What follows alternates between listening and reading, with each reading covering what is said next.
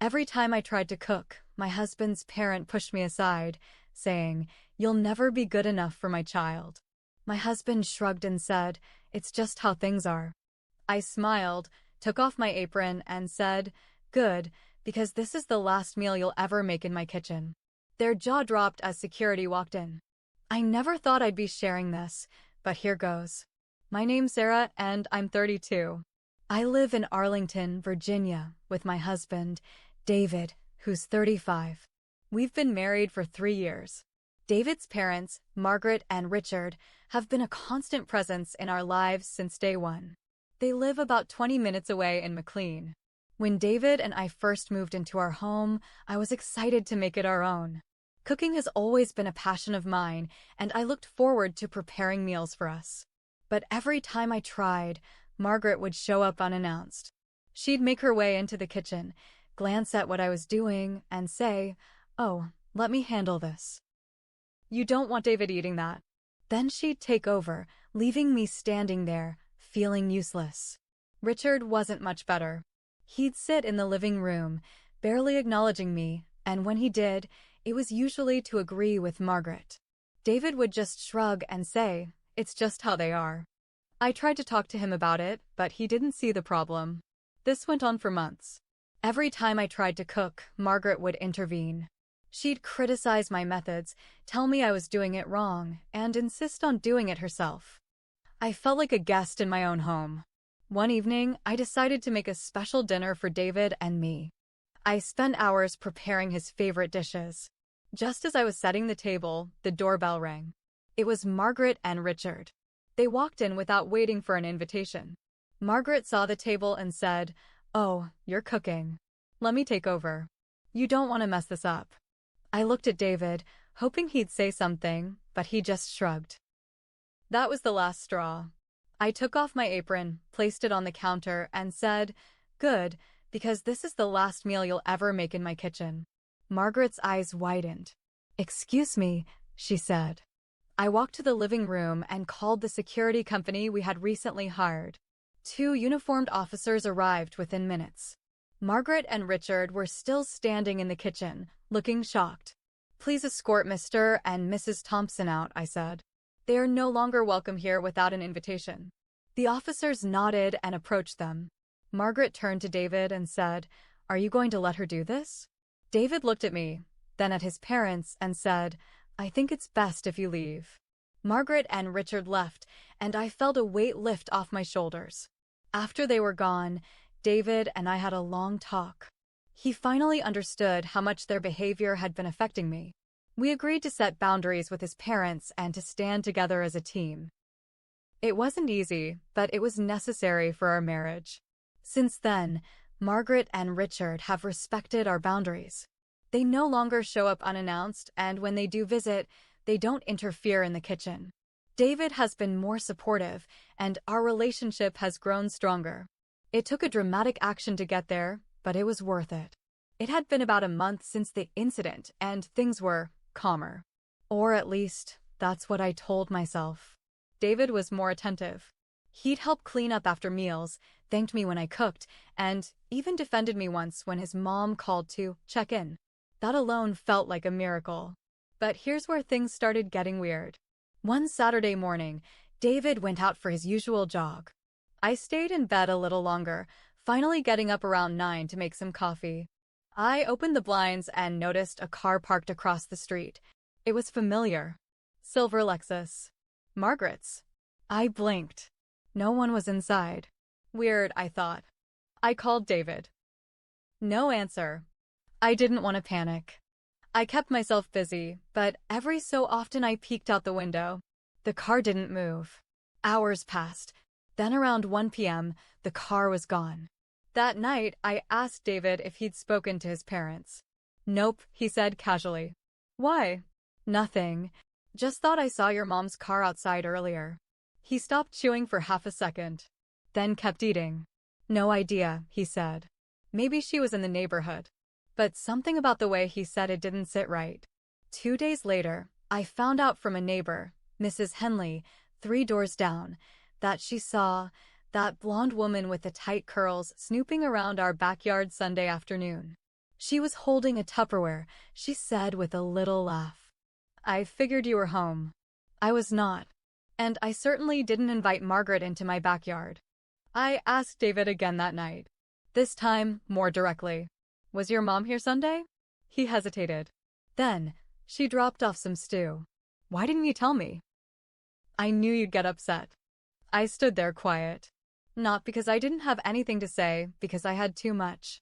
She entered our backyard without permission. After I told her she was not welcome unless invited. She was just trying to help. There it was again. That shrug. That goddamn shrug. That night I slept in the guest room. Things only got worse from there. Every few days, I'd find little signs that Margaret had been around. A dish of cookies on the porch. Fresh flowers left on the back step. Once, an envelope with no name, just a folded note that said, I know what's best. That sent a chill down my spine. I installed cameras. Quietly. I didn't tell David. It only took a week for them to catch what I feared, Margaret slipping in through the back gate at 6:43 a.m. She didn't knock. She just walked into our backyard, placed a pie on the patio table, then wandered around like she owned the place. I downloaded the footage, then waited for David to come home. When I showed him, he went pale. I'll talk to her, he said. David. She's trespassing. I know. But talking wasn't enough for me anymore. I wanted action. Boundaries were already crossed. This wasn't a mother-in-law trying to reconnect, this was control. I handed him an envelope. What's this? He asked. Cease and desist letter. I had a lawyer draft it. He didn't open it. Just stared at it like I'd handed him a grenade. You had a lawyer? I had to. You weren't doing anything. You're taking this too far. No, I said. I should have done this months ago. He didn't sleep in our bed that night. Then, the twist I didn't expect, Margaret filed a wellness check on me. The police knocked on my door 3 days after I handed David the letter. Ma'am, are you okay? Your mother-in-law reported that you've been isolated and may be in distress. I laughed. It wasn't even funny.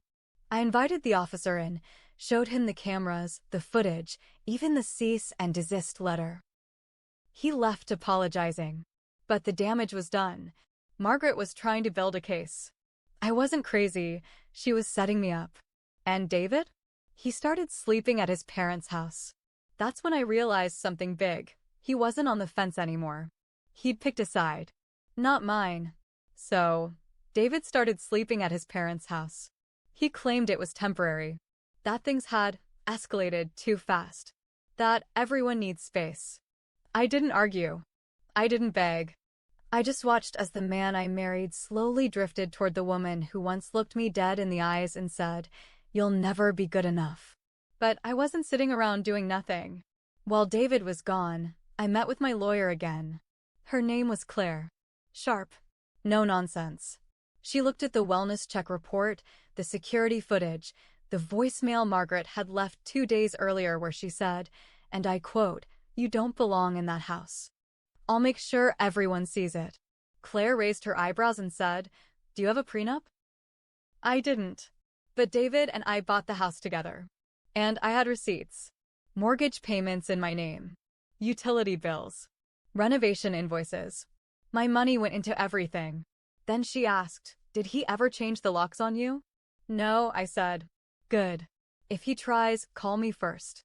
And keep those cameras running." It was around this time something odd happened. I came home from work one night and the air smelled sweet. Like perfume. Not mine. I checked the bedroom. Closet slightly ajar. My underwear drawer? Open. That feeling, that tight gut twist, hit me fast. I opened my jewelry box. Nothing was missing, but everything was moved. I checked the camera feed. No footage. Somehow, the system had been powered off. It had been working that morning. I checked the outside unit. The wire had been cleanly clipped. Someone had come in and they knew what they were doing. I called Claire. She didn't sound surprised. Change the locks. No. I did. And then I filed a police report. 2 days later, David showed up out of nowhere. No warning. Just walked through the front door like nothing happened. I'd forgotten to activate the new locks. That was my mistake. He was calm, almost smug. Hey, he said, like he didn't abandon me. I stared at him. Why are you here? I came to pick up a few things. Mom told me you filed a police report. Really? I kept my tone steady. Yes, because someone came into the house. The cameras were cut. And I didn't invite anyone. He leaned against the counter. You think she did that? I said nothing. He smirked. You're paranoid. Then I said it. The thing that had been bubbling under the surface for weeks. Did you give her a key, David? He paused. Just long enough. Maybe once. A long time ago. In case of emergencies. She cut the cameras. He shook his head. You can't prove that.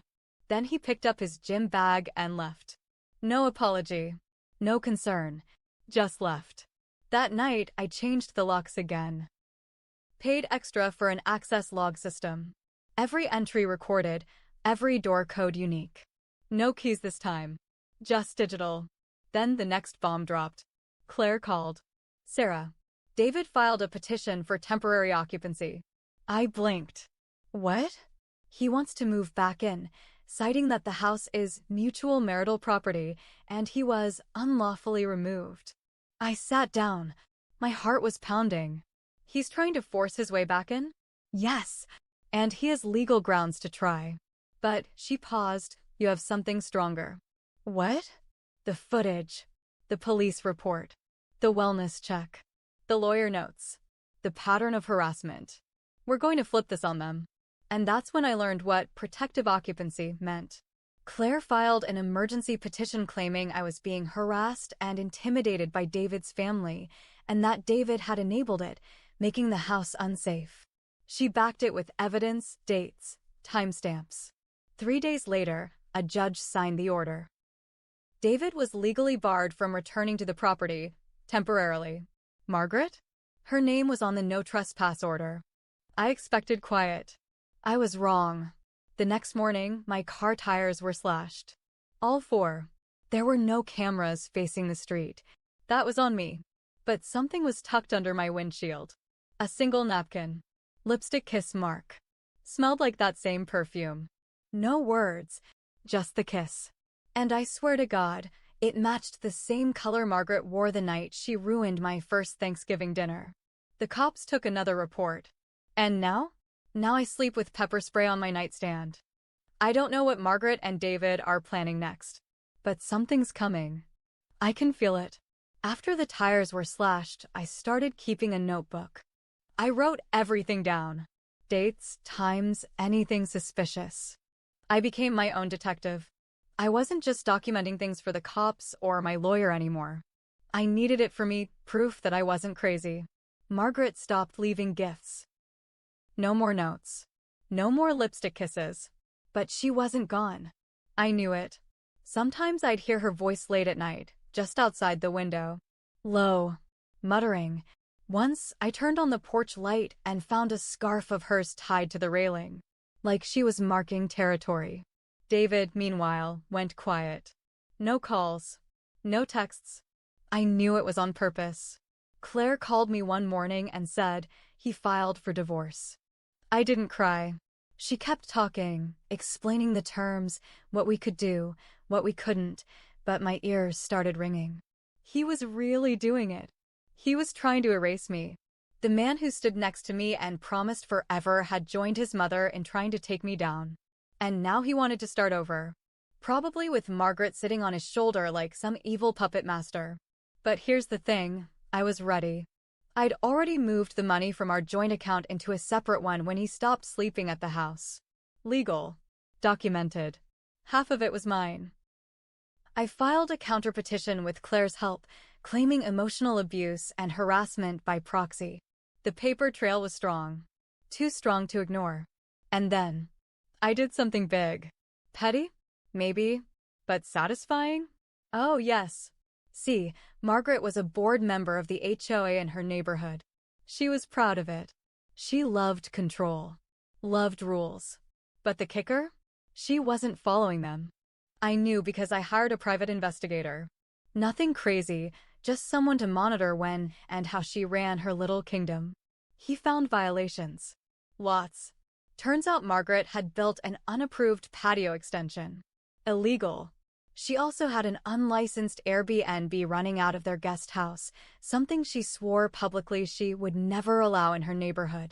I submitted an anonymous report to the city, with pictures. The HOA investigated. Fines were issued. The board voted. Margaret was removed from her position. She lost her power, her voice, and then I hit David where it hurt most, his job. Through a mutual friend, I learned he'd been lying about his work hours, using sick days to spy on me, maybe even helping his mother sneak into the backyard. I gathered all the times and dates and sent a neat, fact-filled email to HR at his company. 2 weeks later, he was let go. I didn't celebrate. I just exhaled. Our court date finally came. Margaret showed up in all black, like she was at a funeral. David looked tired, pale, smaller. Claire and I walked in with folders, receipts, dates, and statements. We laid out everything. The judge listened, asked questions, then dropped the hammer.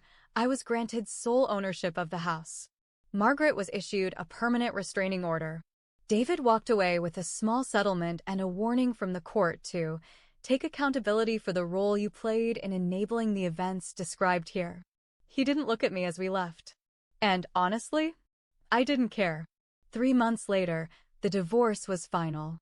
I repainted the kitchen, replaced the stove. Throughout the apron I wore the night Margaret told me I'd never be good enough. Sometimes I catch myself staring out the window, remembering how low I sank, how scared I was, how much I let slide. I made mistakes too. I stayed silent too long.